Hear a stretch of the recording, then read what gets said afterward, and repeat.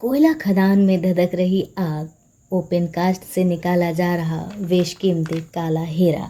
धनबाद, जो कि झारखंड राज्य का दूसरा और भारत का 42वां सबसे घनी आबादी वाला शहर है, आज के समय में धनबाद एक विकासशील नगर के रूप में जाना जाता है तथा धनबाद जिला झारखंड राज्य के पूर्वी हिस्से में स्थित होने के कारण यह अपनी सीमाएं पश्चिम बंगाल के पुरुलिया तथा पश्चिम बर्धमान डिस्ट्रिक्ट से साझा करता है।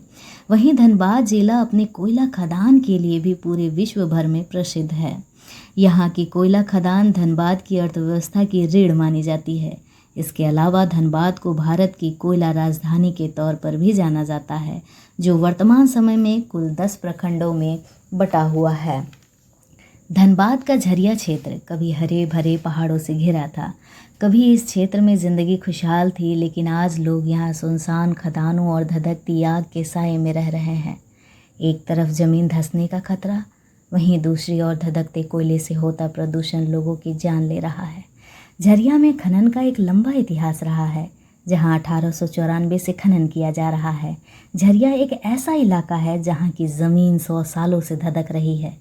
ऐसा वहाँ ज़मीन के अंदर मौजूद कोयले की वजह से हो रहा है। झरिया में अत्यधिक खनन की वजह से ज़मीन बंजर हो गई है।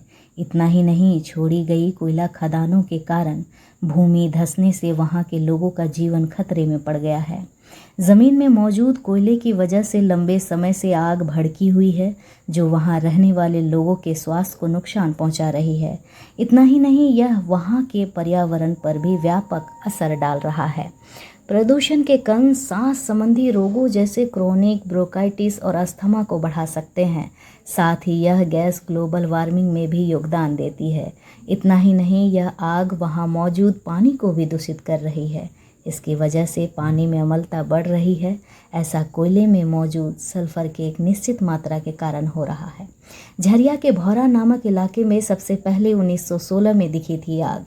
ज़मीन के नीचे धधक रही निरंतर आग के साए में जीवन यापन करने वाले झारखंड के एक जिले के लोग सहमे हुए हैं। काला पत्थर कोयला में लगी 100 सालों से आग बुझने का नाम नहीं ले रही है।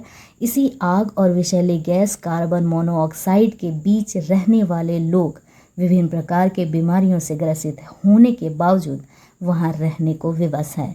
ज़मीन से निकलकर आग कब किसे काल के गाल में शमा दे, यह कहना मुश्किल है। फिर भी जलती आग के ऊपर रोज़ाना की ज़िंदगी जी रहे हैं लोग।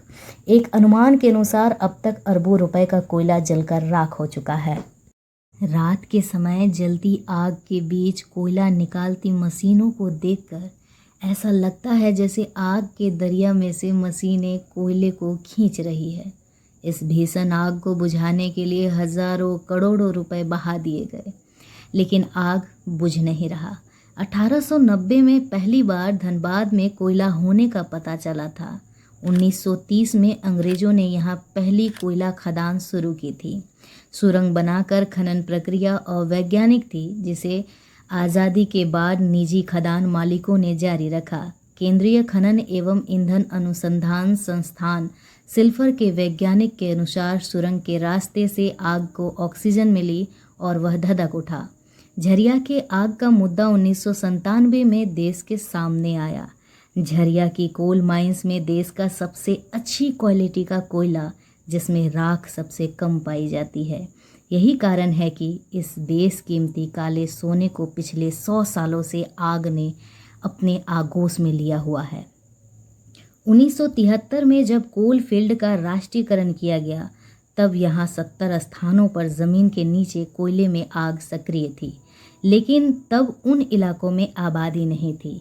आग का पहला सर्वे 1986 में हुआ तो पता चला कि आग 17 वर्ग किलोमीटर में फैल चुकी है। आग से हर साल झरिया की एक बस्ती का अस्तित्व खाक हो रहा है। लेकिन क्या आपको पता है कि भारत को अगले 70 सालों तक जितने कोयले की ज़रूरत है, वो सिर्फ अकेला झारखंड पूरी कर सकता है। झारखंड में देश का 29% कोयला पाया जाता है। जियोलॉजिकल सर्वे ऑफ इंडिया के रिपोर्ट के मुताबिक झारखंड में सबसे अधिक करीब 86,000 मिलियन टन कोयले का रिजर्व भंडार है।